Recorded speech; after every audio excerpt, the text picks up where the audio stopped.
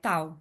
Estamos de volta com mais um episódio do Sopro Podcast de Cultura e Literatura, um projeto de extensão do Instituto Federal do Rio Grande do Sul, campus Bento Gonçalves. No episódio de hoje, temos a presença de Vinícius da Silva Rodrigues, Celso Augusto Eck de Pitol, Tiago Pedruzzi, professor do IFRS Campus Bento Gonçalves, e eu, Michele Savaris, também professora do IFRS Campus Bento Gonçalves. Neste episódio, vamos conversar com Cláudio Soares, jornalista, escritor, pesquisador e editor. Foi colunista do Globo e atualmente escreve para o portal Brasil de Fato. Participou de projetos de difusão da literatura brasileira, como a coleção de clássicos para o Google Books. É especialista em gestão da informação e preservação da memória literária brasileira e se dedica a recuperar histórias silenciadas pela historiografia oficial. Em seu último livro, lançado em 2025, intitulado Machado, o Filho do Inverno, Cláudio Soares escreve o primeiro volume da biografia de um dos maiores autores brasileiros, destacando as origens negras de Machado de Assis. Seja muito bem-vindo, Cláudio, ao nosso episódio. É um prazer conversar contigo. Estamos loucos para te ouvir sobre esse livro, sobre toda essa pesquisa que fizeste a partir de tudo que tu encontraste em relação ao Machado, a sua obra. Eu vou passar para o Tiago para ele então fazer a sua primeira pergunta. Ok. Tudo bem, Cláudio? A primeira pergunta é Oi. como tu chegaste ao Machado, né? Claro que é um autor que todos nós temos um contato via escolar, mas como que o interesse passou, deste primeiro contato para chegar até ser o biógrafo do um dos maiores, e não, para mim, talvez o maior autor brasileiro. Alguém vai brigar comigo por causa do Guimarães Rosa, mas eu fico com o Machado de Assis. Bom, obrigado primeiro pelo convite, né? Prazer estar aqui com vocês. Bom, claro que eu comecei com Machado lá no colégio, né? Quer dizer, há muitos anos, mas assim, mais especificamente o que me levou, né, a pensar em escrever a biografia foi um projeto pessoal meu de quando eu cheguei aos 40, que eu decidi que eu ia ler ou reler todos os clássicos brasileiros. Eu sempre tive muita ligação, apesar de trabalhar ao longo de muitos anos com tecnologia também, e principalmente tecnologia com texto, né, que trabalha com texto, inclusive, né, gestão de informação, né, muitos anos. Eu sabia que eu tinha lido pouco os clássicos brasileiros, né, e talvez até por trabalhar com profissionais de outros países, né, eu sentia que a gente tinha também uma literatura de grande qualidade, mas pouco conhecida, né, em outros países, pelo menos os países com os quais eu tive muita interação, né? Ao longo desse período, né, da minha profissão. E aí, obviamente, né, entre os clássicos brasileiros, Machado sempre chama atenção, né?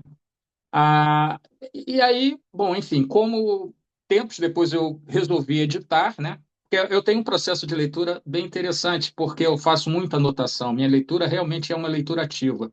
Então, sempre que eu descubro alguma coisa que está mal, é como se fosse um diálogo, né? Com o autor. Então, eu percebi que havia um espaço no mercado brasileiro para livros com determinada característica, que juntava, ainda que fosse no impresso, as características com as quais eu trabalhava na tecnologia. Então, comecei a criar uma coleção que era basicamente mini bancos de dados. Porque, assim, na edição, por exemplo, do Curtiço, tinha lá fotos do Aloysio Azevedo, jornais antigos, matérias de jornal. Do Machado, Dom Casmurro tinha fotos, anúncios. Olha, está sendo lançado Dom Casmurro, edições de várias partes do mundo. Então, comecei a ter essa atividade praticamente diária com Machado. Em 2009, aí já tendo andado um pouquinho, até um pouquinho antes, né, de eu ter completado os 40 anos, eu já tinha uma certa ambientação com alguns autores, né, o Machado era um deles. Aí eu tive um desafio, né, praticamente, né, que me foi sugerido, né, que seria escrever uma biografia do Machado. Eu não tinha a menor condição de fazer isso na época, até pelas atividades profissionais. Então, a gente pode dizer assim, Tiago, mais ou menos aí uns 20 anos, quase 20 anos, né? Surgiu essa ideia, mas ficou muito tempo só na coleta de dados. Muito tempo, coleta de dados. Você escreve um artigo para cá, para lá. A própria coluna no Globo, né, foi uma coisa inusitada, porque imagina, em 2017 você tem uma coluna num jornal, grande jornal do país, exclusivamente sobre clássicos, né? A minha coluna é isso. Se você pegar lá, Carlos Drummond de Andrade, eu fazia um raio-x da obra da história do Carlos Drummond, sempre com o apoio da editora, né? No caso do Carlos Drummond, tive apoio do neto dele. A Amazon, né, que também fazia parte desse projeto, me passando o que os leitores, né, quais eram os trechos que os leitores mais sublinhavam, né, sobre Carlos Drummond, Clarice Lispector, Euclides da Cunha, Guimarães Rosa, eu fiz a página, né, a primeira página do segundo caderno nos 50 anos de morte do Guimarães Rosa. Por incrível que pareça, eu não escrevi sobre Machado, né? Não escrevi sobre Machado nesse projeto. Mas Machado realmente é o que eu tenho mais informação sobre Machado. Machado e Lima Barreto.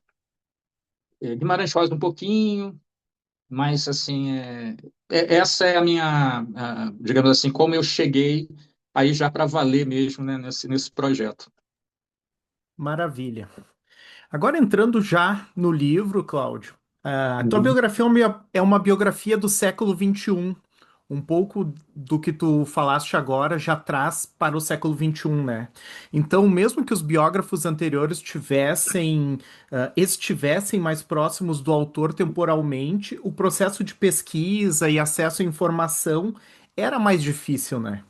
Então, diante disso, mesmo que tu esteja biografando um autor com muitas biografias anteriores, até menos do que a gente acha que deveria ter, né? Pensando em outros autores importantes, né? Tu tem uma espécie de vantagem ao fazer isso agora, né? Então, tu sai, Tem, tenha mais acesso, né? Então, eu gostaria de tem. saber quais foram as ferramentas que tu usou para encontrar novos dados, né? Tu já falaste que tem essa aproximação com a informática, com os dados, né? Como que a internet entrou nesse processo e qual lacuna que tu viu que tu só preencheu com o uso da informática, o uso de acesso ou a criação de um banco de dados robusto como tu fizeste? Assim, Thiago, primeiro, assim, eu não teria a menor condição de escrever uma biografia do Machado de Assis se eu não dominasse essas ferramentas. Porque, assim, quando começou, assim, eu já sabia que era complicado. Mas quando eu resolvi, quando o meu editor me convenceu que eu tinha que fazer esse projeto, que aí já aí falou, ó, tem editora interessada, vamos escrever. Na verdade, eu não precisei escrever, mas precisei, de alguma forma, porque muita coisa já estava escrita, mas como consolidar essas informações? E será que eu não tinha perdido alguma coisa? Então você começa a entrar naquela, pô, vamos pegar o que tem disponível. E o que tem disponível é muito grande, né? Para vocês terem uma ideia, fora os livros, né, sei lá, mais 600 livros, né, sobre Machado, sobre assuntos relacionados a Machado, mais 6.000 artigos. Como é que você administra isso? Então, eu tive, obviamente, que usar algumas ferramentas de tecnologia para poder trabalhar isso. Algumas eu fui, inclusive, durante esse processo, né? Eu abri uma conta no Twitter especificamente para também coletar, assim, dúvidas dos leitores, né? O que os leitores de hoje querem saber a respeito do Machado? Então, essa ferramenta das redes sociais me ajudou muito, inclusive, a ir filtrando, né, um pouco o que eu digamos assim, o que que eu deveria dar foco no livro. Só que aí também aconteceram coisas muito legais, porque, por exemplo, tem um enigma que tinha sobre Machado há mais de 50 anos, que era quem tinha sido a destinatária do primeiro poema do Machado, né, que foi descoberto pelo Galante de Souza na década de 50, de 70, né, 72. Até então achava-se que era o poema Ela. Inclusive, se vocês forem na academia e fizerem lá uma pesquisa, uma pergunta para o totem, né, que tem do Machado lá, ele é o totem digital, né, ele vai responder que é Ela, né, de 1855. Só que a gente não sabia quem era. Então, no Twitter, o que depois virou X, né, durante esse processo, alguns pesquisadores localizados em várias partes do país acabaram colaborando para que se chegasse à definição da Petronilha, né? Petronilha de Almeida, que depois, no livro eu explico melhor, né? Me tirou também uma dúvida a respeito de quem seria a Júlia, né? A menina lá que ele teve uma paixonite grande, né? Na adolescência, e que eu coloco como uma possível inspiração para Capitu.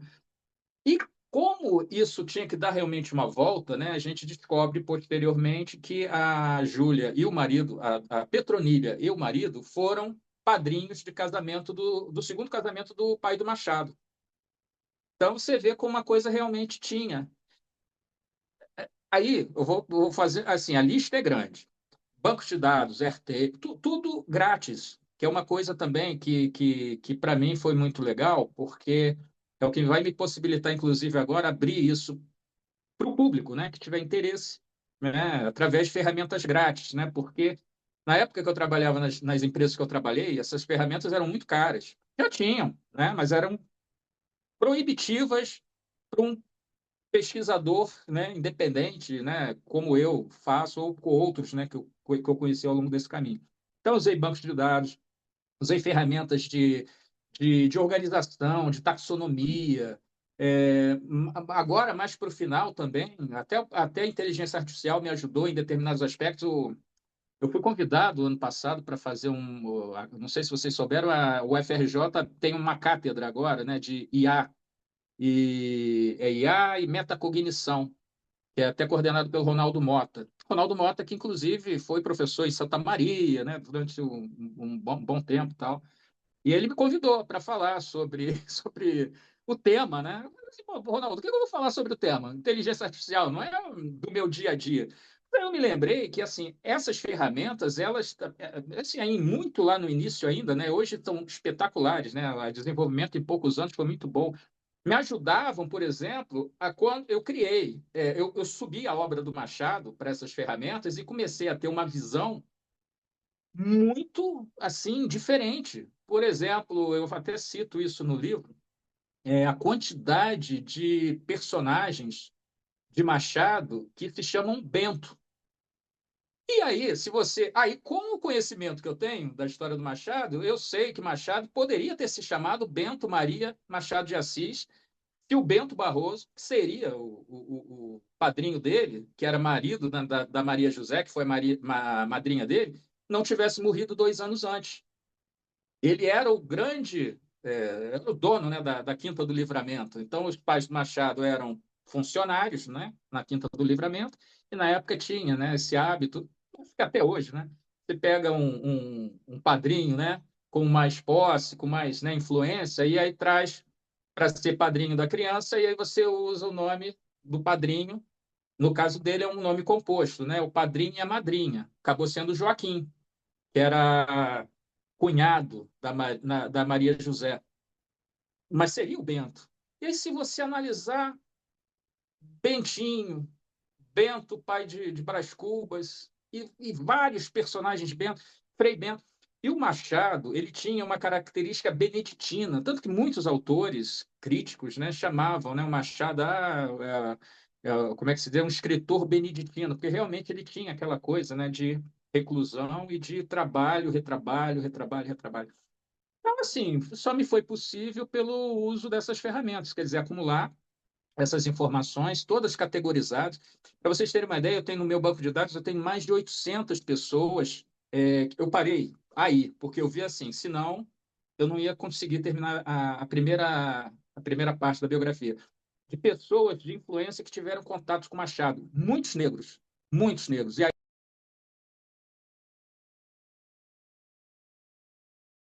quando você está ali no meio da coisa, que você acaba tendo esses insights, né? Muitos negros maçons, começando por Paulo Brito. Eu fui vendo Paula Brito, Saldanha Marinho, Quintino Bocaiúva, que não é negro, mas enfim, era maçom também. E eu fui vendo que a rede era grande. Então, tudo isso porque, a partir do momento que você tem essas informações organizadas, né, num banco de dados, você consegue fazer perguntas E aí eu até acho que daqui a algum tempo vai ser muito melhor ainda, porque uma coisa que eu não consegui fazer bem foi a leitura dos manuscritos. Porque assim, o Machado, a vida, a genealogia do Machado ainda requer consulta em muitos documentos manuscritos. E realmente tem alguns assim que são impossíveis. A gente conseguiu decifrar muita coisa, inclusive encontrar erros em biografias anteriores, porque entenderam errado o nome. Um deles, por exemplo, eu falo no livro, a grande possibilidade de um dos bisavós do Machado. A gente já sabia que um era padre, né? Mas agora a gente já sabe que dois eram, eram padres, né? E provavelmente envolvendo estupro, entendeu? Das bisavós do Machado, quer dizer, porque aí você vai juntando uma coisa com outra, né? Então, assim, eu acho que as ferramentas de tecnologia elas vão ser muito importantes, não só para o trabalho do biógrafo, mas também o trabalho dos professores, né? Eu tive contato com a primeira vez que eu tive contato com a informática, com a tecnologia da inteligência artificial foi em 1988 na UFRJ. Olha só, sim, era a pré-história, né, disso. Apareceu um professor, eu estudei na Praia Vermelha, que tinha uma pesquisa na USP que envolvia linguagens da época, né? Lisp, Prolog, e, bom, enfim, era o que tinha na época, né? E a gente fez uma base de conhecimento, que era o termo, né, que se usava na época. E é engraçado que nesse evento que teve na UFRJ, eu encontrei alguns professores que são dessa época, né? E lembravam disso, né?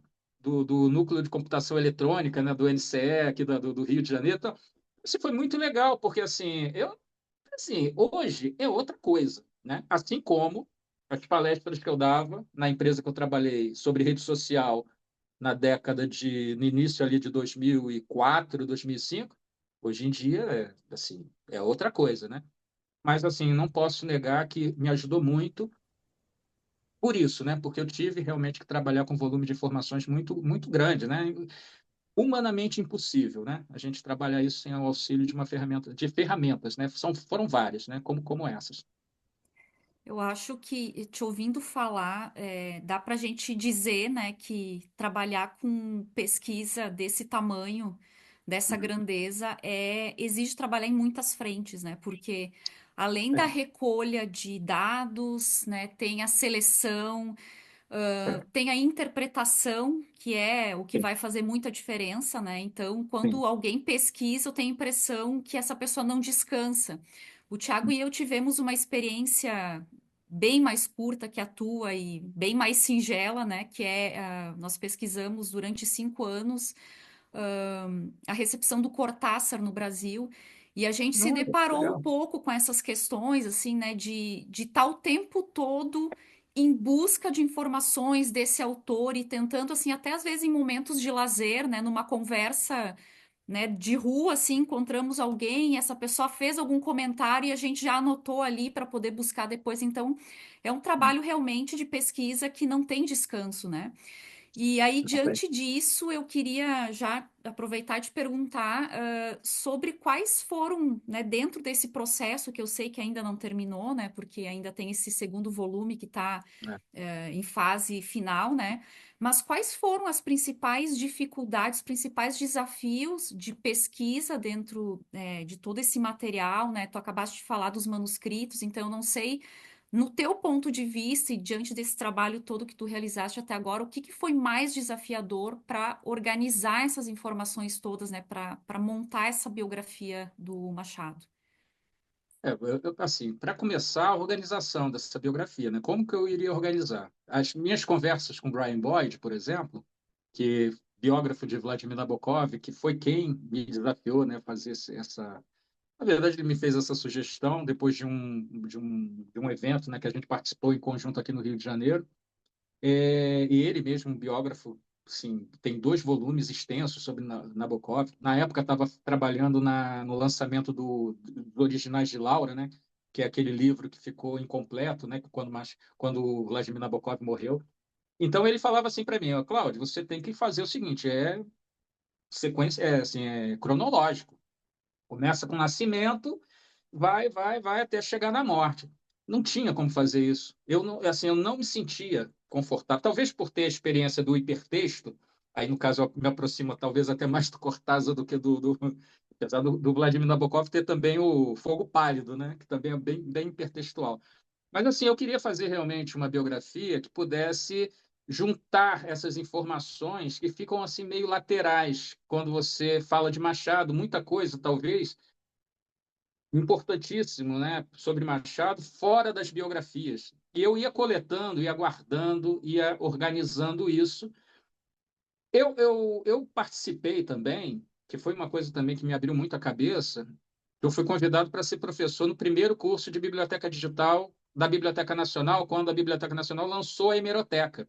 Então, assim, eu vi a Hemeroteca antes de ser lançada. Eu discuti, porque na época eu estava na área, né? Então, assim, eu discuti muito com a empresa que desenvolveu o sistema, vi as apresentações, a indexação, que era meio complicada ainda. Mas, assim, eu fui um dos primeiros usuários, tanto que, assim, que eu peguei aquela fase em que, primeiro, era um grupo que começou, na verdade, isso já foi a minha segunda participação nesse processo, porque antes, em 94, também tinha sido um dos primeiros usuários de internet no Brasil, com a Embratel. E aí eu comecei a ver justamente o poder daquilo, porque foi de uma hora para outra, o servidor da Biblioteca Nacional não aguentava mais. Porque os professores foram descobrindo, jornalistas foram descobrindo, e aí a coisa realmente ficou assim, não dava, teve que realmente aumentar o sistema. Mas eu já tinha um olhar assim, eu já sabia, eu já estava trabalhando com clássicos nessa época, então eu já ia coletando o que me interessava e aí já ia guardando não só a Biblioteca Nacional, mas também tem muita coisa boa na biblioteca, na Gálica, né? Na França, na Biblioteca da Espanha, Portugal. Aí também tive a sorte de ter uma filha bibliotecária, né? Que justamente trabalha com essa parte digital, né? Hoje em dia até ela está mais trabalhando com espanhol, né? Está se formando também em espanhol, uma segunda graduação. E então, assim, eu fui tentando ver o que do conhecimento que eu tinha, o que dava para fazer trazer para o meu próprio ambiente me facilitava, por exemplo, não passar por esses problemas, né, que eu acabei tendo. Quando eu ia acessar uma coisa, estava fora do ar. Então, assim, eu fui tentando me organizar nesse sentido. Mas, assim, muita coisa, por exemplo, os bancos de dados de genealogia, são vários problemas, né, que a gente tem. A gente tem não só um problema em relação à falta de informação ou mau armazenamento. É claro que a gente tem que dar graças a Deus por já ter armazenado isso. Mas tem muita informação incorreta. E quando é um personagem negro, é pior ainda, porque não só as informações estão incorretas, mas também falta informação. Isso eu percebi naturalmente. Por exemplo, seria mais fácil eu fazer uma biografia da Carolina, da família da Carolina. Eu tive acesso aos dados da Carolina, pai, mãe. Descobri que, por exemplo, algumas histórias que eram contadas sobre ela não, assim, não batiam, sabe? Com que historicamente a gente conhecia, mas não era meu objeto de pesquisa. Então, assim, meu objeto de pesquisa era o mais complicado mesmo, porque como você trata Machado, que até então a crítica considerava um cara que renegava as origens, né? As histórias que a gente conhece sobre Machado. Renegava as origens, não sei o que, escondia. Você pega lá o catálogo da exposição de 1939, o Augusto Meyer fala. Porque a vida dos biógrafos vai ser muito difícil porque Machado escondia. Pegava o primeiro livro de poesia do Machado, ele dedica ao pai e à mãe. Então, assim, ele nunca escondeu. Ele nunca escondeu. Se a gente não tem as informações, é porque, no geral, é muito difícil. Eu tenho tido conversas, né, com Tom Farias, né, que é a biógrafo de Carolina Maria de Jesus. Ele fala que assim é muito difícil, complicado. Eu até tentei ajudar ele, né, porque assim eu tenho o meu conhecimento, mas eu também tive apoio assim, e a ajuda de muitos profissionais, né, assim, especialistas, né, em genealogia, e principalmente genealogia digital. Tive a parceria, né, com a MyHeritage. Family Search é um banco de dados assim espetacular, né? Que eu, inclusive, depois eu acabei me motivando a criar até a minha árvore genealógica. Que isso é que é legal, porque você se envolve tanto com aquilo que você passa a querer você também contar. a sua própria história, né? Quer dizer, descobrir a sua própria história. Também, né, da minha esposa, e por aí a gente vai. Eu acho assim que a informação, para quem gosta, né, quem gosta, quem tem esse trabalho, né, com informação, assim, é um campo assim infinito. E hoje eu tenho observado o seguinte, que inclusive para o meu trabalho de editor, tem me dado muitas ideias em relação a publicações. Eu acho assim, a gente tem uma ferramenta que pode nos possibilitar chegar ao ponto, por exemplo, né, vocês comentaram aí, né, são poucas as biografias, né, do Machado. Bob Dylan tem 180, Abraham Lincoln tem 5.000, por alto, entendeu? Pesquisa básica que eu fiz. Machado, eu acho que essa daqui é a 12ª, 11ª, talvez. Assim, é uma coisa Machado, e aí eu concordo com o Tiago, principal, maior escritor brasileiro. Sabe por quê que eu digo isso? Porque, assim, todos os outros, a partir de Machado, a gente poderia considerar José de Alencar? Machado consideraria. Para Machado, o grande escritor foi José de Alencar. Para Machado, o grande poeta foi Gonçalves Dias. Mas a gente tem que reconhecer que o Machado realmente dá uma guinada na literatura brasileira. A partir dali, o cara fez bem quase tudo. Então, assim, tudo bem, vocês podem considerar Guimarães Rosa, mas o próprio Guimarães Rosa olhava o Machado como um benchmark, entendeu? O próprio Lima Barreto, esse então, olhava o Machado como benchmark. Clarice Lispector, Graciliano Ramos, bem, enfim, quem vocês escolherem, todos eles olharam Machado como aquele a ser batido, né, vamos dizer assim. E eu acho assim que a gente realmente tem um autor que foi, assim, que fez praticamente tudo. Eu até hoje, eu digo assim, porque assim, não sei se vocês costumam escutar muito isso, mas o Machado era um péssimo poeta, né? Era um grande romancista, mas um péssimo poeta. Cara, o cara escreveu Carolina. E aí?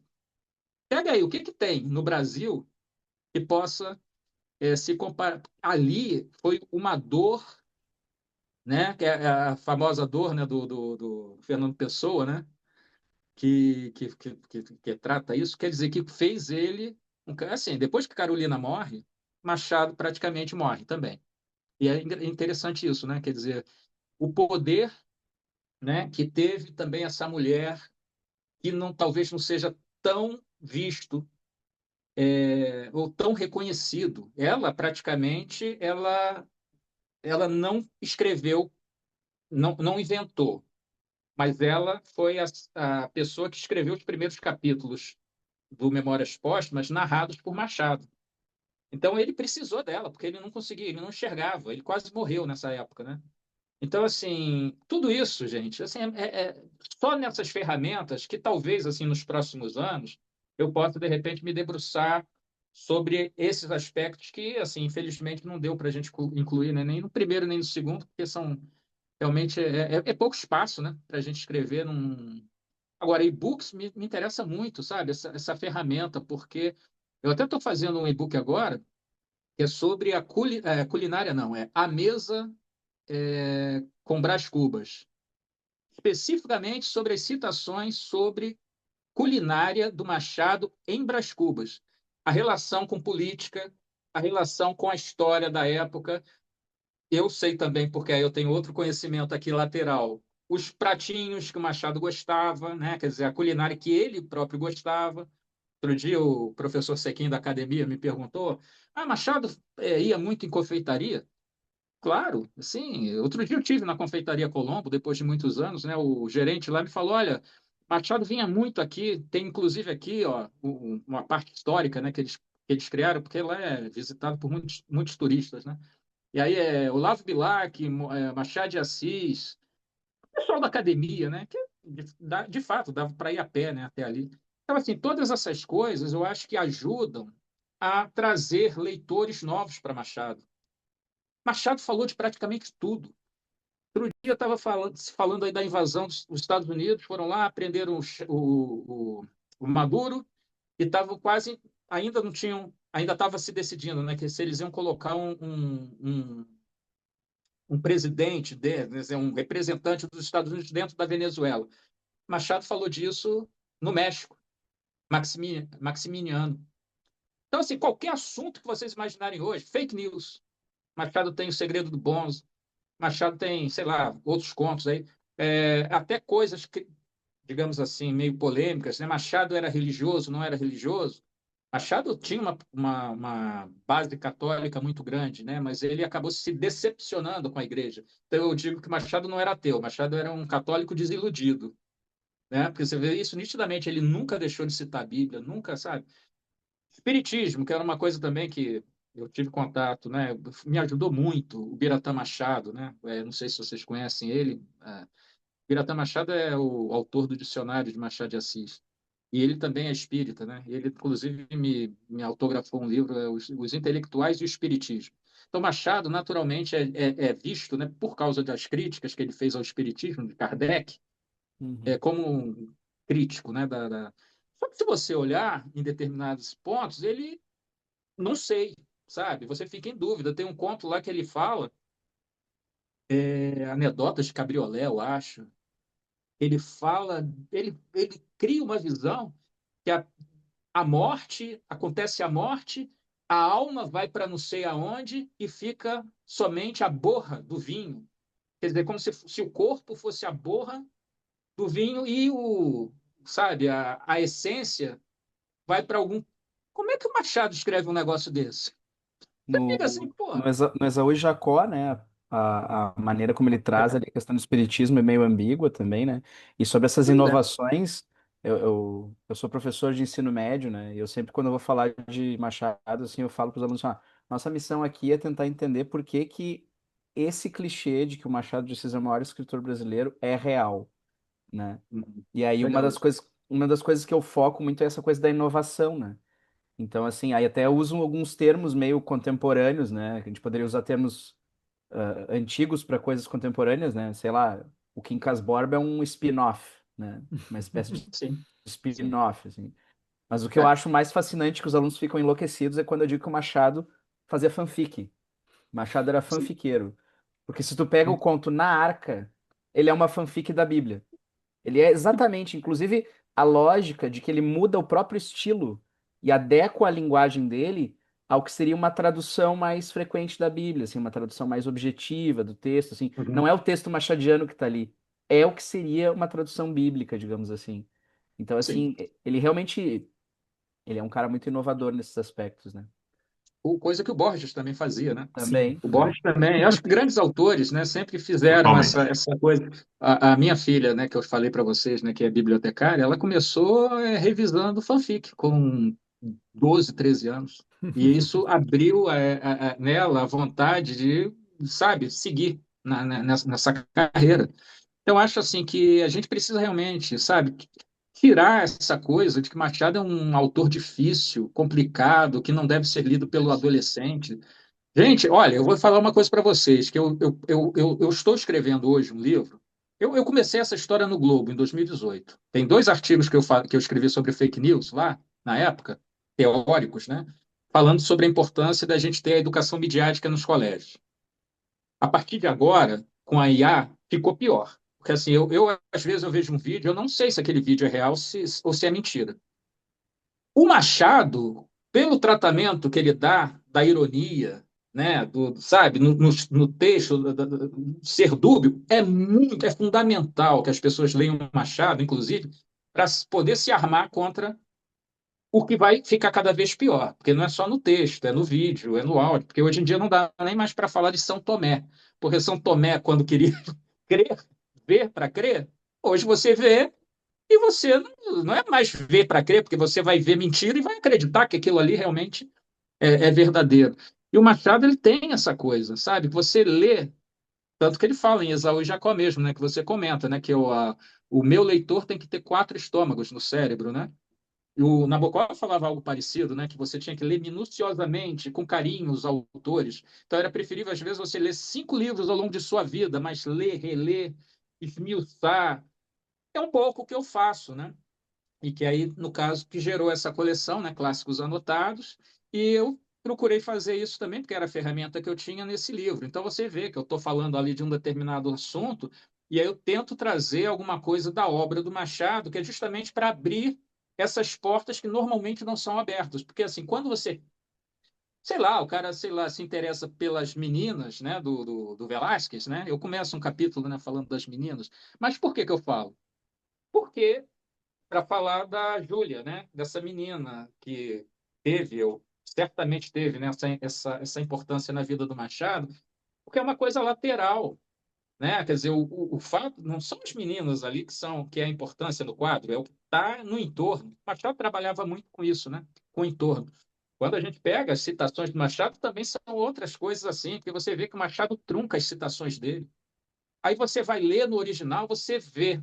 Ah, quer dizer, o malandro, que era isso que você queria passar, né? Quer dizer, você começa a descobrir qual é a intenção dele. Ele joga com o leitor. Cara, a melhor coisa que tem é quando você tem um autor desse na sua língua. E a gente tem, como Borges na Argentina, como Vladimir Nabokov, russo, né? Russo, mas que trabalhou muitos anos nos Estados Unidos. Nem todo país tem isso, né? E eu acho que a gente fica numas discussões assim meio laterais, né? Que eu acho que fica fazendo a gente andar em círculos, né? Assim, eu espero, né, pessoal, que esse livro assim eu não trago respostas. Eu procurei abrir perguntas, né? Eu vou fazer E agora perguntas diferentes. dois comentários pontuais, passar a palavra para o Celso, né? Eu lembrei do conto Adão e Eva, que tem essa reescrita bíblica ali do Gênesis, né? E também traz essa ideia de fake news e acreditar ou não na história que está sendo contada. Uhum. A Bíblia, né? Perverter de alguma forma a Bíblia, né? E lembrei quando se falou dos arquivos ali, principalmente sobre escravidão, né, do Rui Barbosa, que vai Uhum. queimar os arquivos, talvez até bem intencionado, quem sabe, não sei, né? E um esporte nosso aqui que é falar mal dos modernistas, né, que viraram as costas para o Machado de Assis de alguma forma, porque ele não era o Uhum. nacionalista que se esperava, né? É.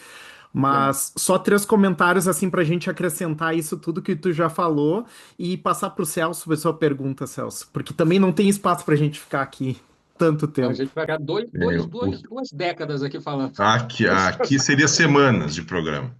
Mas, Cláudio, a minha pergunta, na verdade, agora entrando um pouco Uhum. mais assim no texto da obra, propriamente dito, diz respeito assim a esse elemento estruturante, né, da tua biografia, que me parece que é um elemento estruturante da tua biografia, que é a maneira como Machado se relacionava, né, com a própria cor, né, com o fato de ser negro, com a sua origem, né, e como isso conformou a trajetória dele. Né? Nós Sim. sabemos, por exemplo, né, que logo após a morte dele, o Joaquim Nabuco, numa carta que foi escrita por José Veríssimo, né, ele se opôs ao uso da palavra mulato para descrevê-lo. Sim. Né? Chegou mesmo a afirmar que o Machado deveria ser lembrado pela posteridade, né, como um homem branco. É, como um Né? grego, né? Exatamente, né, que via nele, que o Joaquim Nabuco via nele um grego, mas não via um negro, não via um mulato. Né? E aí eu me pergunto, porque tu também mencionas, né, esse processo de embranquecimento da imagem do Machado que ocorreu após a morte dele.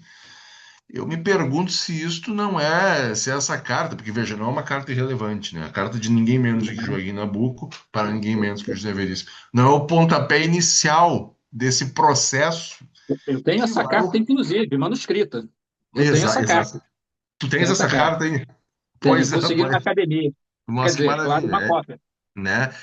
Eu me pergunto se isso não é porque veja, ao longo da vida dele nós tivemos ali alguns críticos como Silvio Romero mencionaram a cor e a origem do Machado, a Sim, origem étnica do Machado, né? E sim. que ocorre esse processo após a morte dele. Tu mencionas isso várias vezes, né? E eu queria saber será que esse é o momento auroral desse processo de embranquecimento? Essa é a minha primeira pergunta para ti. Depois, em sequência, tem uma Não, outra. na verdade, Machado sempre teve ataques, né, ao longo da sua Sim. carreira, sempre lembrando a ele, né, que ele era mulato, não sei, né, que é Ataques o homem de racistas, né? cor, né? Vamos usar a palavra certa, ataques racistas, né? Eu até falo, até cito, né, um caso na biografia que o José do Patrocínio chama o Silvio Romero de cão lazarento, né, por Uhum. causa de um ataque que especificamente o Silvio Romero bastante ressentido com Machado, né, por causa de uma crítica que Machado Uhum. fez na juventude ainda, praticamente, do Silvio Romero. Machado começou, até teve uma certa relevância durante um bom tempo como crítico, né? Então, Claro. tinha essa coisa, né? Como, sei lá, enfim, tem até hoje, né? Então, assim, era realmente uma coisa pessoal, mas o Machado, quando ele morre, a própria certidão de óbito dele, né? O documento de óbito vem escrito que ele era branco, né? E foi isso, inclusive, acredito eu, que ocasionou aquele problema, enfim, aquele erro daquele comercial da Caixa Econômica aí de alguns anos atrás, né? Que Certo. fizeram com o Eu me Machado lembro. branco, aí depois teve uma grita geral, tal, aí refizeram. Então, assim, ficou durante um bom tempo essa coisa. Mas, aí, bom, enfim, Machado, ele não era Lima Barreto para ser literal, como Lima foi. E que, inclusive, impactou muito a trajetória do Lima, né? Porque Lima só vem a ser reconhecido 30 anos depois da morte dele, né? É. Com o trabalho de Francisco de Assis Barbosa. Porque ele teve, realmente, ele era rechaçado, boicotado. Machado soube jogar o jogo. Agora, o que eu achei mais interessante foi descobrir que outros autores estrangeiros, que aí a gente pode reunir isso, talvez, né, num grupo, num conjunto maior que seria os autores da diáspora africana, né, do Atlântico Negro, estão lá nas Antilhas, estão nos Estados Unidos, passaram por experiências muito parecidas, né? Frederick Douglass, por exemplo, teve um estudo, inclusive depois da morte dele, que queriam descobrir características no crânio dele que ligasse à Europa. Como, por exemplo, Machado, na biografia do Jean-Michel Massat, em determinado ponto, Jean-Michel Massat fala assim, que talvez Machado tivesse um sangue francês por causa da imigração nos Açores. Tal. Então, assim, o Machado, em vida, ele lidou com isso tudo e da melhor forma possível, quer dizer, da forma que lhe era possível, obviamente, com grande impacto emocional, porque eu acredito, inclusive, que a volta da epilepsia, depois do caso, sabe, teve influência, porque, assim, além do trabalho, Machado não era rico, Machado precisava trabalhar para conseguir se sustentar. A gente lembra que, por exemplo, a Luísa Azevedo, depois que entrou por Itamaraty, abandonou a escrita. Porque, assim, era muito difícil viver da escrita. Então, o último livro dele é de 1895, quando ele entra. E depois não escreveu mais, ou pelo menos não publicou. Machado, ele sempre se sustentou com o trabalho dele, às vezes colaborando com vários jornais. Mas aí é que é a questão. Quando você começa a ler com esse olhar a obra, você começa a ver algumas coisas que podem, talvez, com um estudo mais aprofundado, eu não sou crítico literário, né? Eu contei uma história, eu sou um biógrafo. Então, assim, eu trouxe os elementos que eu consegui identificar e acerto, talvez, erro em outras vezes, mas, assim, a ideia é alertar, olha, existe isso. Não é possível que em 100, 120 anos a gente não olhou para isso. Precisa olhar para isso. Por que que, por exemplo, uma das questões em relação à Capitu, né? Quer dizer, a Capitu, será que a Capitu não seria uma negra? Também é importante eu falar, eu uso a expressão negro ou negra no contexto de pretos e pardos, né? Assim, não me interessa se a cor, vamos chamar assim, a escala Pantone do marrom é mais escuro ou menos escuro. Tanto que eu abro a biografia com essa citação de Abdias do Nascimento. Uhum. A experiência, gente, é igual. A experiência é igual. Achava-se que se você fosse mais moreno, menos negro naquela época, você teria benefícios? Talvez, mas se você não tivesse como é que se diz, competindo com o branco ou com o branco brasileiro, né? Porque também se pegar o branco brasileiro e colocar ao lado do branco europeu, né, do branco dinamarquês, obviamente vai se ver que existe ali uma mestiçagem. Machado ele conviveu com isso. Ataques, às vezes, diretos, né, como o Silvio Romero, racistas realmente. Essa questão do Nabucco me surpreende muito mais, porque Nabucco foi um dos principais abolicionistas, né?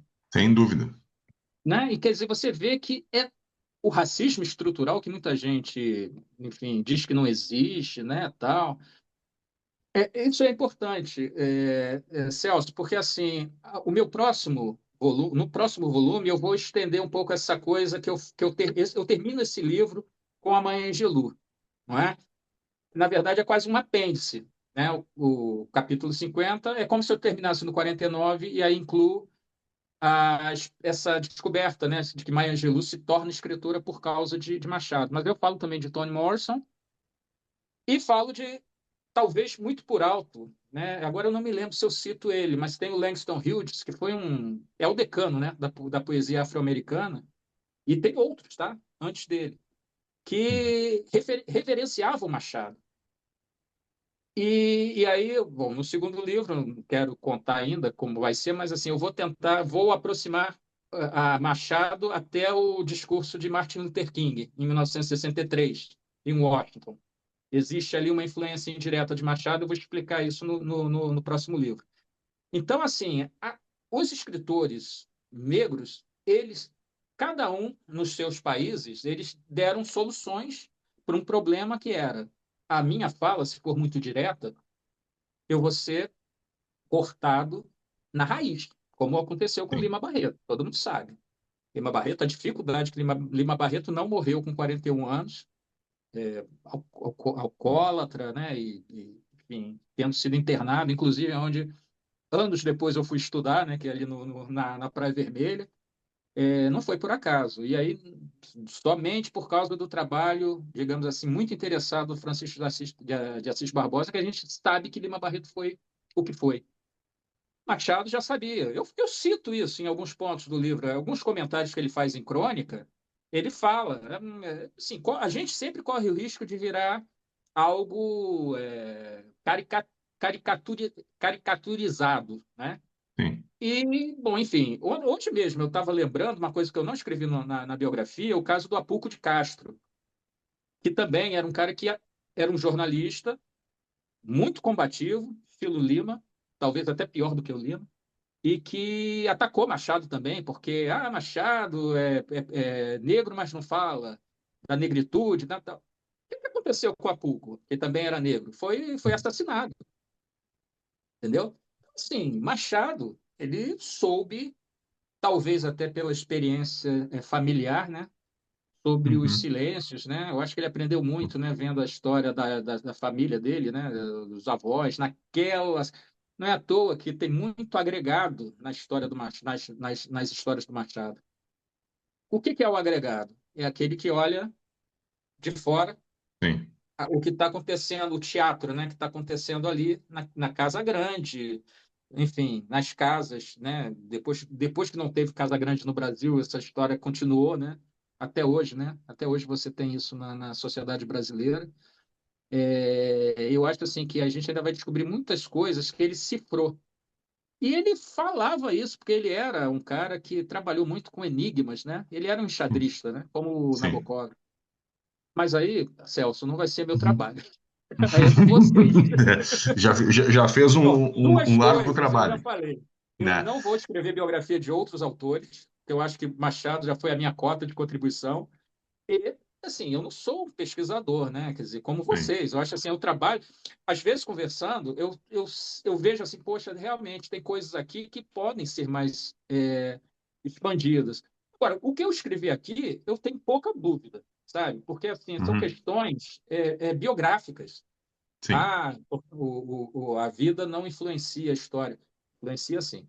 E eu Sim. acho que o Machado, eu acho que talvez, pelo menos dos que eu conheço, foi o autor mais autobiográfico que eu já li, porque é muito incrível. Assim, quando você começa a ver a história e começa a ler com esse olhar essas obras dele, você vai ver que tem coisinhas, comentários. Casa Velha, eu acho que já todo mundo já entendeu, né? Que aquilo ali é Sim. praticamente a história, né, da família dele, né, da mãe. E até uma coisa que eu estava conversando hoje com um jornalista, né, que me entrevistou de manhã, eu não falo isso no livro, mas eu fiquei com a impressão de que a mãe do Machado, ela não se casa com o pai do Machado só por amor. Eu acho até que ela tinha. Mas se você analisar, aí a gente tem que ir na genealogia. Se você pegar a certidão de batismo dela, está lá nos Açores, Você vê 5 inscrições na documentação dela que, na época, referenciava o quê? Ia se casar. Uhum. Aí pedia, né, a certidão, e aí você tinha que vir, né, da onde ela tivesse nascido. Tem 5 entradas. A última é o casamento dela de 1838, mas antes de... Porque teve sempre muito boato de que talvez ela tivesse tido um caso com o filho da Maria José, e que enlouquece, inclusive. Depois, morre poucos anos depois do casamento dela, morre louco, doida. E aí você começa a ver que tem umas coisas assim que, obviamente, não é literal, mas que se Sim. você começa a ligar com fatos, é que nem o Ricardo Oliveira, que é um genealogista, né, que me ajudou muito nesse processo. Outro dia ele descobriu que o bisavô do Machado, um dos padres, ele foi uma das principais autoridades eclesiásticas de Cantagalo. Aí você começa assim, pô, por que Cantagalo, né? A gente está falando de Cantagalo muito antes de Euclides da Cunha, né? Quer dizer, Uhum. Euclides da Cunha, inclusive, foi amigo do Machado, né? Durante o... Mas, assim, não está falando de Cantagalo nessa época, não, porque tinha um possível parente, e ele sabia, né? Essas coisas ele sabia, porque era um cara que... Hoje eu acho que a gente pode contar a história do Brasil, ou pelo menos do Rio de Janeiro, daquela época, só lendo os livros de Machado, porque tem muito registro ali, sabe, de coisas da história mesmo que aconteceram no Rio de Janeiro. Então ele era muito ligado nisso. E também era um biógrafo, vamos chamar de frustrado, né? Porque também ele tentou várias vezes ser biógrafo e acabou desistindo. Mas, em compensação, acho que Dom Casmurro é quase uma autobiografia, né? Né? O próprio Memórias Póstumas também. Tem muito Lucas da vida Borba, dele né? ali. Tem muito, tem muito. O próprio Mas, Cemitério dos Ingleses, né? Tudo aquela coisa ali do jovem, né? sim, Que ele vai relatando, né, em Memórias Póstumas, você vê que aquilo ali é o que ele via na época, né? Lá no Morro do Livramento. sim. Mas pegando o gancho que tu mencionaste agora da mãe dele, né? Que a mãe dele era portuguesa, soriana, de Grande É, dos Açores. Existe esse outro lado também na formação do Machado, que, como tu mencionaste, era um homem da diáspora africana, mas ele também é um homem da diáspora da imigração portuguesa no Brasil. E os viveu exilados, né? num Rio de Janeiro, já te passo a palavra, Cláudio, viveu Uhum. num Rio de Janeiro que também era profundamente lusitano. Por quê? Era um Uhum. período de uma imigração portuguesa gigante para o Rio. Todo o século Sim. XIX, nas primeiras décadas, e grande parte do século XX, o Rio foi um polo atrator de imigração portuguesa, diferentes Uhum. regiões de Portugal, das ilhas, dos Açores, Madeira, do norte de Portugal, enfim. Muitos, aqui o Rio Grande do Sul também recebemos muita imigração açoriana, né? Mas o Rio, então ele viveu num ambiente também muito lusitanizado, inclusive culturalmente, Sim. né? De leitura dos autores portugueses, enfim. Depois o Rio vai receber outras influências na virada do século, né? De outras regiões, mas aquele momento me parece que é um momento muito lusitano. E a minha pergunta, que me parece que eu acho que vai ajudar nesse esforço, né, que tu mesmo mencionaste, que tu tens de buscar um Machado real, é a seguinte: de que forma essa presença portuguesa culturalmente e da ponto de vista familiar, porque ele também casa com uma imigrante portuguesa, né, está Sim. presente na vida dele, tanto na formação intelectual dele, na formação dele como professor, quanto nas relações pessoais, né? Eu queria te ouvir um pouco a respeito disso. Ele tinha assim, um círculo de amizade dele, ele tinha vários portugueses, né? O que me surpreendeu foi a quantidade de franceses também. Também, sim. Eu, assim, realmente não tinha, assim, muito essa visão. Que explica, talvez, né? Que é pelo fato dele ter aprendido francês muito cedo, né? Autodidata também, enfim. Mas, assim, portugueses eram muitos, né? E até se, por exemplo, esse bisavô dele, né? Padre, dois, né? Também era de Açores. Também era um português de Açores, né? E ele morou teve uma época que ele, quando sai de casa, ele mora com um português, né? Assim, um amigo dele, né? Que depois até também se torna maçom, uma das principais figuras da maçonaria carioca, né? Na época. Assim, você vai vendo, são vários contatos Ele lia muito autores portugueses, né? Tem uma fala numa entrevista de uma vizinha, né? Foi isso na década de 40, talvez, né? 50, não me lembro agora bem, mas que fala que ele lia sempre Almeida Garrett, né? Ele tinha assim, uma predileção, né? Por isso. É, Herculano, bom, foi amigo, né? Do... Ai, meu Deus, eu esqueci o nome do português lá, que ele criticou. E depois Écia de Queiroz. O Écia de Écio. Esquinosa. Queiroz, não só de Écia, né? O próprio personagem, né? Brás Cubas tem uma certa influência também de Camilo Castelo Branco, né? Porque o emplasto Brás Cubas já tinha, né? Num livro um pouco mais antigo. Então, assim, ele era um cara muito, muito ligado, né? E a gente aqui do Rio de Janeiro, a gente, bom, enfim, eu acho que essa história começa em 1808, né? Com a chegada da família real. Mas, assim, a minha infância mesmo, aqui na década de 70 também foi recheada, foi muito ligada com portugueses. Minha madrinha é portuguesa, Sim, mas a família dela toda, que veio de Trás-os-Montes, né? Vinham muitos portugueses para o Brasil, porque era. A Luísa Azevedo fala muito isso, né? No Cortiço também. Eles tinham, né, a possibilidade de crescer no Brasil, e muitos conseguiram, né? Padaria, dono de bar, né? No caso do João Romão, né? Como alugando, né? Criando cortiço, alugando, né? sim, Os quartos, né? O Aloysio Azevedo, inclusive, ele tem, né? Quase uma série de livros muito parecidos, né? Um artigo, Casa de Cômodos, Casa de Pensão e o Cortiço, que na verdade seria um livro de cinco, né? E era uma época também que vivia-se muito no Rio de Janeiro, e o Aloysio Azevedo era um deles. Ele era totalmente contra os lusitanos. Havia um anti-lusitanismo no Rio, né? Eu não cheguei a pegar essa fase, né? Porque na década de 70, enfim, os portugueses estavam muito bem integrados, né? Pelo menos assim nos círculos, né, que eu tive contato. Mas Machado, você tem razão, ele teve muitos amigos portugueses, fora a família inteira da esposa, né? E alguns ele teve um bom relacionamento. Até outro dia eu vi um comentário, há muito tempo já, eu vi uma palestra do Arnaldo Nisquier, né, falando que o Machado teria tido, quando morre, né, que a família da Carolina não queria que Machado fosse enterrado no mesmo túmulo dela. Não, isso nunca aconteceu. Até porque quem comprou o túmulo foi Machado. Machado comprou o túmulo, foi Carolina primeiro, né, em 1904, depois ele foi em 1908, mas assim, já totalmente integrado à família. Bom, né? Muito bom, assim, os relatos que eu vi, assim, Machado nunca deu entrevistas, tá? Machado não dava entrevista, fugia de entrevistas. Mas muita gente falou dele e comentava-se que, assim, o melhor do Machado era a conversa. Quer dizer, uma coisa que, infelizmente, a gente não vai ter o prazer, né? Porque nada ficou gravado. Mas, assim, ele era muito bom de conversa. E ele levou... Leiam as cartas, as duas, né, que sobraram, dele para Carolina. Aí vai saber como é que ele, né, tinha, né, como dizem hoje do Wagner Moura, né? Tem um molho, né? O Machado tinha um molho.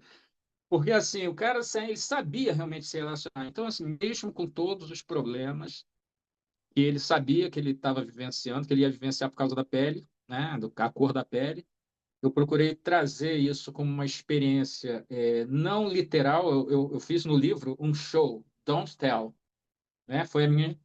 Eu mostrei, era isso. E é realmente, porque, assim, muita coisa... É engraçado, mas eu morei no subúrbio, né, na minha infância, e muita coisa do subúrbio é isso que o Machado tinha naquela época, né? Que é justamente a época, né, que o pessoal sai do centro da cidade, principalmente com a reforma, né, de Pereira Passos, e vai ocupando, né? Bom, Zona Sul é um fenômeno que tem 100 anos, né? Aqui no Rio de Janeiro, Copacabana, 100 anos atrás, praticamente não existia. Então, a vida era realmente centro da cidade, Tijuca, né? Aquela redondeza ali, aí depois é que vai, né, indo mais ali, seguindo praticamente ali a linha férrea, né, da estação Dom Pedro II, e aí começa a surgir o subúrbio. Então é isso, eu acho que o Machado, ele ele teve essa experiência com os portugueses, ele se dava muito bem, tinha, talvez por isso, né, tenham tentado dizer que ele não era um autor brasileiro, né, que era um autor europeu, né, europeizado. Mas isso o Borges explica, né? Tem um texto dele chamado Livro, que ele fala que os autores que são referência, né, nos seus países, né, são muito pouco parecidos com o que se conhece do país, né? Shakespeare na Inglaterra, acho que ele não cita Molière não, Victor Hugo. Ele fala do Victor Hugo na França. Victor Hugo parecia mais um russo do que um francês. E por aí vai. Machado é exatamente. Talvez a gente associasse mais a exuberância, né, de José de Alencar, né, a um escritor brasileiro, mas não, Machado, é porque ele apontava os problemas, entendeu? É o cara que aponta, ele não tem aquela coisa, né, de, sabe, patriotismo exacerbado, não, ele botava o dedo na ferida. E é isso. Muito bem. Cláudio, uma passagem do teu livro, que aliás eu acho uma parte super bem narrada, assim, né? Que é Uhum. aquele capítulo A Metamorfose das Borboletas. Caramba, Tu, citaram hoje tu... também. Sério? Por que será? Olha só. Ah. Pois é, que estranho, que coincidência. Então, Não, para mim casualmente, é uma surpresa, realmente, porque não é o capítulo que mais sabe, porque algumas coisas ficam, né, na nossa cabeça, né? sim. Mas esse Esse especificamente não. capítulo, esse capítulo ele traz uma coisa interessante, né? Que eu acho que, Uhum. aliás, é algo menos comentado, a meu ver, a respeito do Sim. Machado, que é o papel dele como tradutor, né? Então ali Ah, tu faz uma evocação ali, né, de uma sim. fala do Xi Jinping, olha só, eu achei muito Pois é, interessante da foi. onde tu partiu ali, né, que é, eu nem sabia dessa fala dele numa visita ao Brasil em 2024, né, Foi. quando 24, ele né? diz, quando ele diz que o Machado e a Cecília Meirelles, né, tinham feito Sim, traduções de poemas chineses, só que no caso aí tu traz tu faz esse resgate de que a tradução isso, veio de uma edição francesa, né, e tal. sim. E, e aí tu usa nas tuas palavras, tu diz o seguinte, ó, uma parte muito bonita assim do teu texto. No coração do século XIX, havia ali um jovem negro do Rio de Janeiro, tentando, pela via da poesia, costurar distâncias com linhas de admiração estética, num exercício de escuta e reinvenção. Então, assim, partindo dessa história, dessa que tu narra ali, dessa tradução, e partindo das tuas pesquisas, né? Fala um pouco para nós, assim, sobre o trabalho do Machado como tradutor, né? O que que tu observa, assim, de interessante e de que maneira tu acha que esse trabalho dele como tradutor, ah, de alguma forma influenciou, eventualmente, né? O trabalho dele próprio, se tu acha que ele influenciou de fato, né? Sem dúvida, sem dúvida. Eu acho que ele foi o que foi.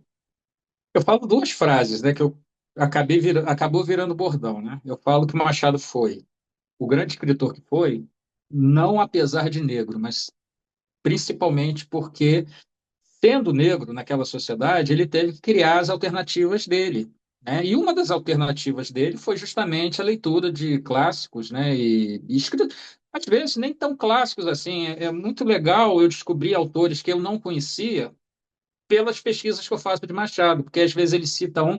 Tem um livro muito bom do Eugênio Gomes, já é antigo, né? O Enigma de Capitu, que ele destrincha, né, essas coisas, né? Ele me ajudou muito nesse aspecto.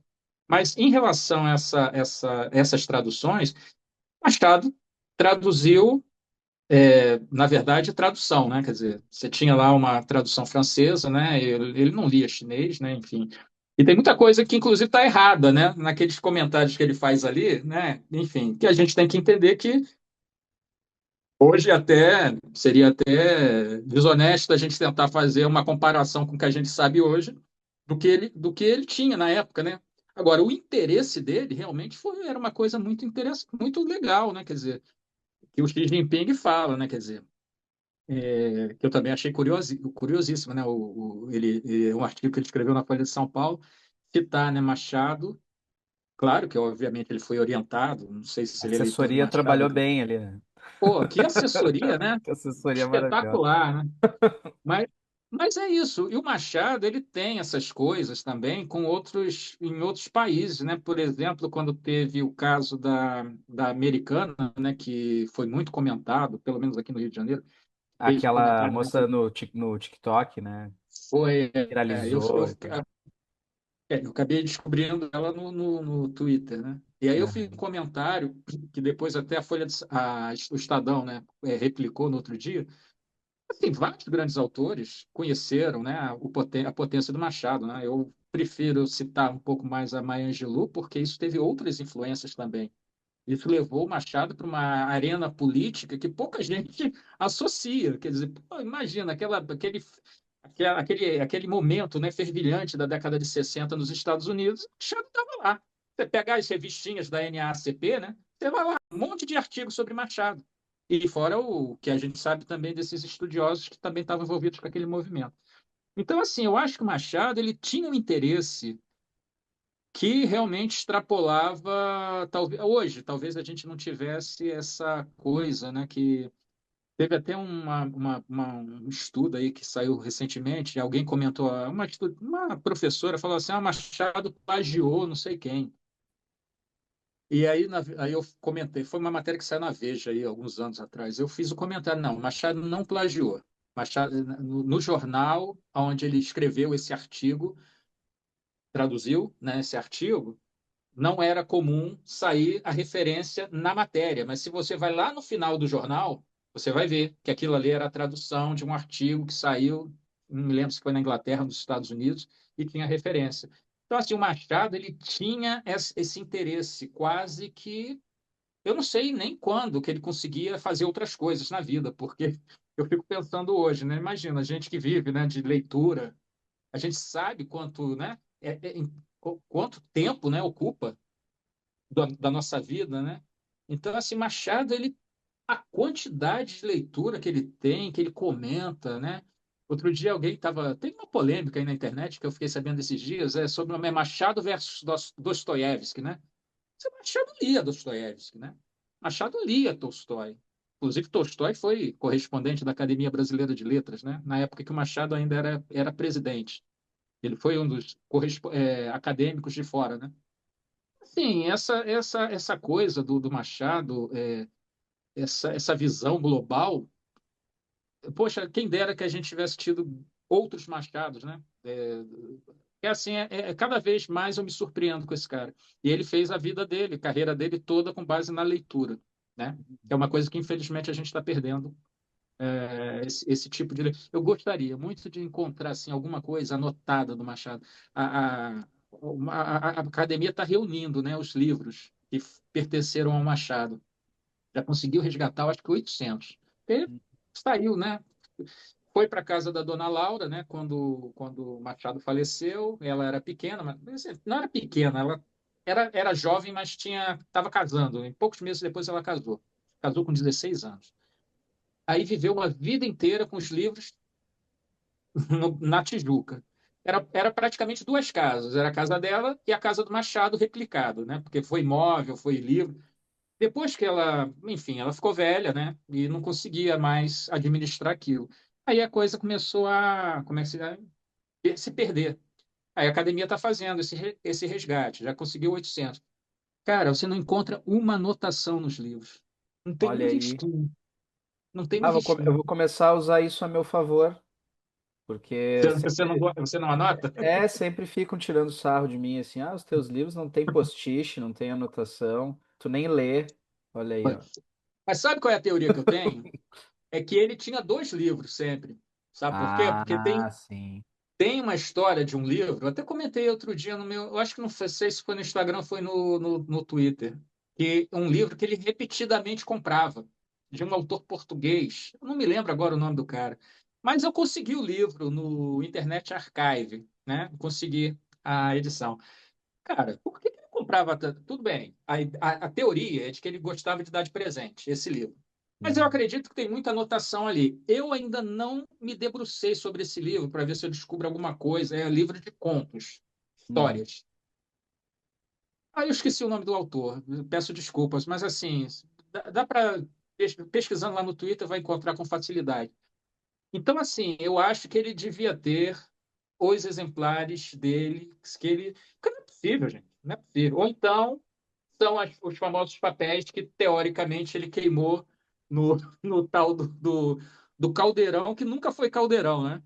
Aquilo lá era um cachepô, né? Não sei se vocês sabem dessa história, já falei isso lá no Twitter. Você pega uma foto da casa da Dona Laura, na década de 70 na revista Manchete, você vai ver o velho caldeirão do bruxo, que está lá na academia hoje, cheio de samambaia. Cheio de samambaia. Era uma peça da casa, né? Mas essa história, realmente, falei com o Biratã, né? O Biratã fala assim, essa história de caldeirão, como é, de bruxo, que ele queimava os papéis, isso aí é lenda dos vizinhos, não sei o quê. Bom, mas realmente, né? A gente não teve acesso a muitos papéis que certamente ele escreveu e, enfim, não sei aonde que sumiu, né? Mas realmente não chegou a gente. Acho que Muito o E em bem. Machado relação era à um tradução, workaholic. ele Desculpa. é. Não, é só porque eu acabei esquecendo de falar o questão da tradução. Acho que a tradução influenciou muito ele, sem Uhum. dúvida. Sim, você consegue. Não sou um estudioso, né, de literatura comparada, né, ou literatura mais microscópica, vamos dizer assim, mas dá para observar, né, que outro dia eu falei de Gogol, né, porque Gogol, o Vladimir Nabokov também biografou, né, Gogol. E aí ficou na minha cabeça, né, porque assim, eu vejo assim, eu não consegui ainda provar, nem o Brian Boyd me conseguiu provar que o Vladimir tenha lido Machado, mas eu acho assim que tem muita semelhança. E eu descobri um tempo atrás que na biblioteca particular do Ernest Hemingway tinha Machado, entendeu? Por quê? Por causa desse livro desses livros, né, que foram publicados na década de 50, que foi justamente os livros que inspiraram a Maya Angelou também. Uhum. É a tradução de Memórias Póstumas, o Epitáfio, né? The Epitaph of Small Winner, né? Como saiu na época, em 52. E em 53, a própria Ellen Caldwell traduziu Dom Casmurro. E esses dois livros, eu acho que teve um impacto mínimo que fosse, porque saiu no New York Times, sabe? Foi uma coisa assim que deve ter tido uma relevância, mas que aqui no Brasil talvez a gente não tenha mapeado, né? Na época, né? Mas hoje dá para mapear, só a gente pesquisar lá que a gente consegue encontrar essas informações. Muito bem.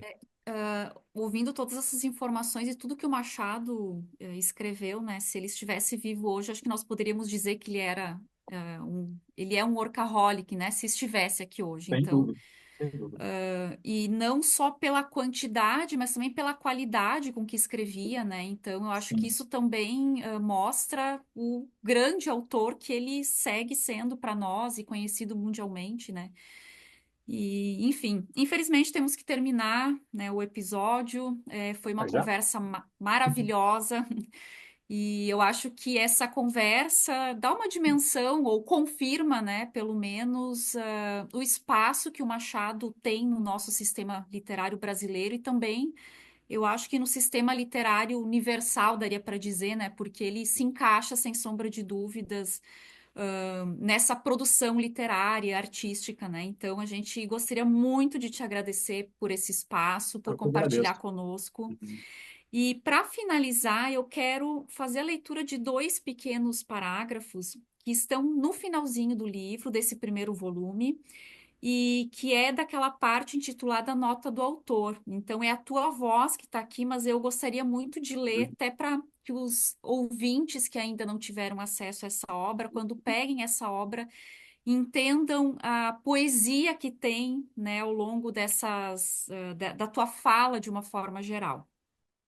Então, esse parágrafo começa na página 604, bem no finalzinho, e temos o seguinte: por anos aprendi a escutar o que não se diz, não por dom, mas por obstinação. Vasculhei margens, rodapés, papéis desalinhados. Cada vestígio era reencontro e luto. Luto pelo que foi impedido de existir. Com o tempo, compreendi, essa biografia não se ergueria sobre cenas inteiras, mas sobre as falhas entre elas. Seria escrita em curvas, jamais em linhas retas. Para isso, precisei de dois instrumentos: a lupa, que interroga a superfície, e o ouvido, que se inclina para captar o que pulsa sob a pele da linguagem. Quando digo que Machado subia as ladeiras do Livramento com a pele em brasa e os sapatos gastos, não invento a infância que lhe roubaram. Digo porque a cidade ardia. Os mapas registram topografias ásperas, febres, distâncias. Nesse cenário, o corpo negro era urgência sem direito. E com isso, então, a gente se despede, né, do Cláudio e agradece mais uma vez. Muito obrigada Obrigado. por estar conosco. E a gente também pede que os ouvintes busquem essa obra e o segundo volume que está por vir, tem previsão, Cláudio, de publicação? É, é, vai ser 2027, né? A gente queria que saísse esse ano, mas de antemão eu já sabia que não ia ser possível.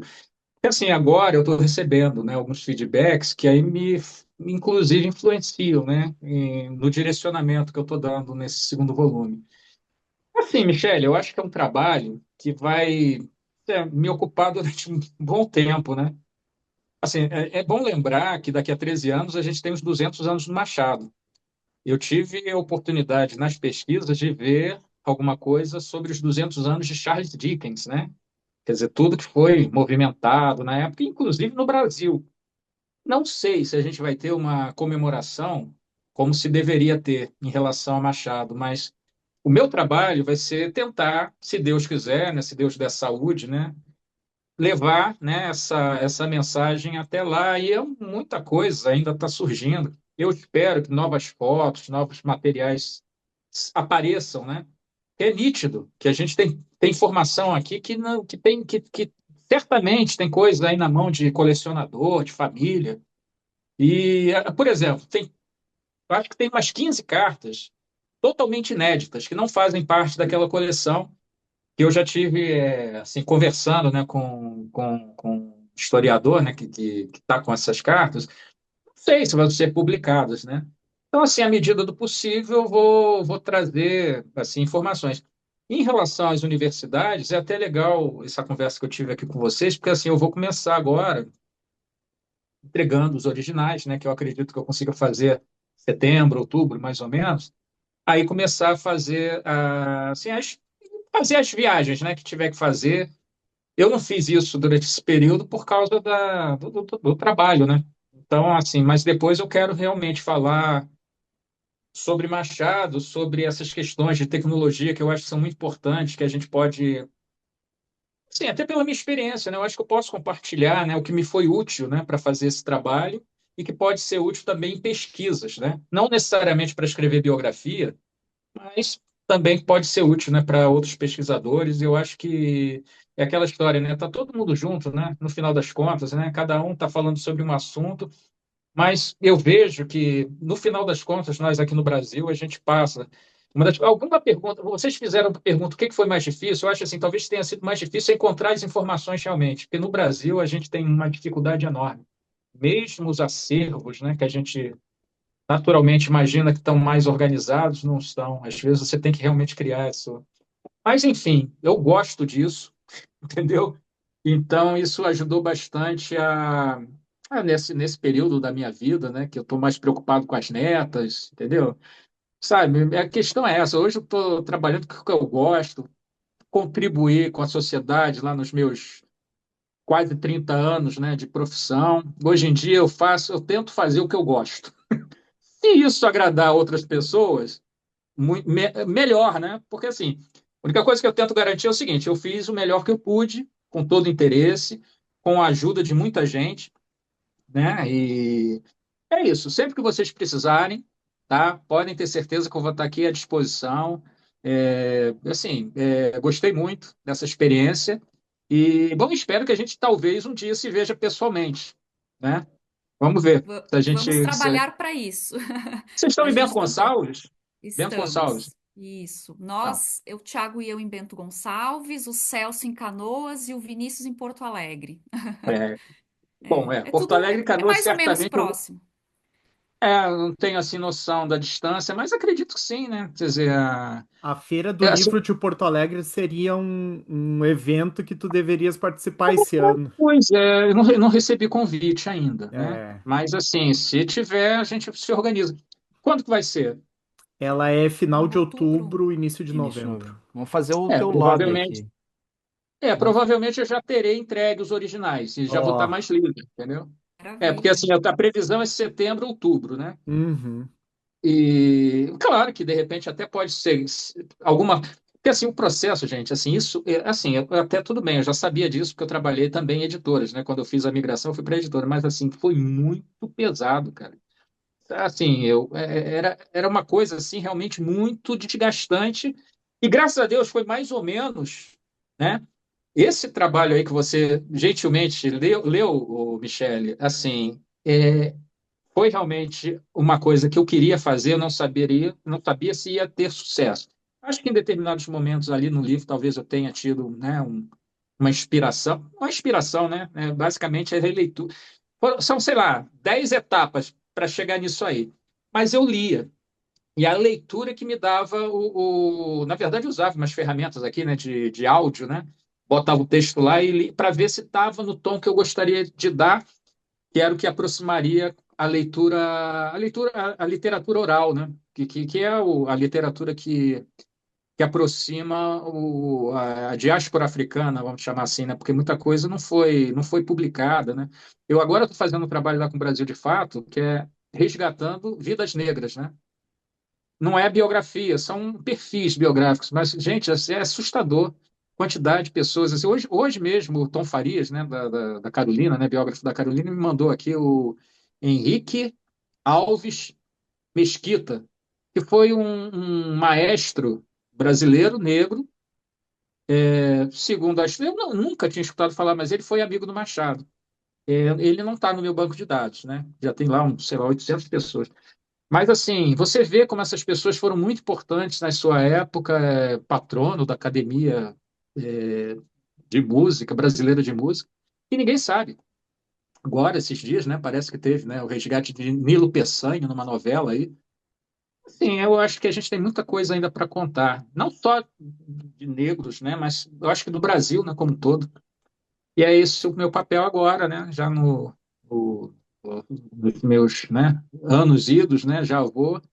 Mas assim, o que eu puder fazer, que eu puder colaborar, vocês podem ter certeza que eu vou estar aqui à disposição, tá? O que vocês Muito precisarem, eu estou legal. aqui podendo ajudar, eu ajudo. Muito obrigado. Eu obrigado mais uma vez pelo convite. Obrigada. Obrigado, hein, Thiago? Obrigada. Valeu. Hoje ficamos por aqui. Não deixe de nos seguir nas redes sociais e acompanhe o Sopro no Instagram, @sopropodcast, e no Facebook, @podcastsopro. Vocês também podem acompanhar os episódios no YouTube e, para isso, se inscrevam no canal e ativem as notificações. E, se desejarem, podem deixar comentários e sugestões. Um abraço e até o próximo episódio.